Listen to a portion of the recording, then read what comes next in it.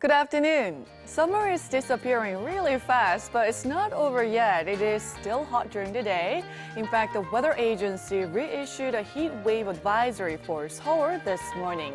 It's going to be mostly sunny during the day, but there could be sporadic showers in southeastern parts of the country, so be sure to have an umbrella handy.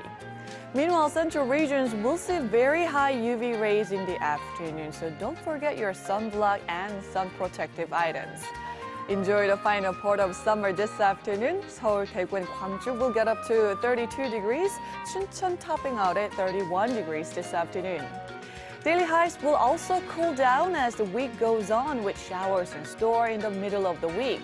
Then it should start to feel more like autumn by the end of the week. That's Korea for you, and here's the international weather for viewers around the world.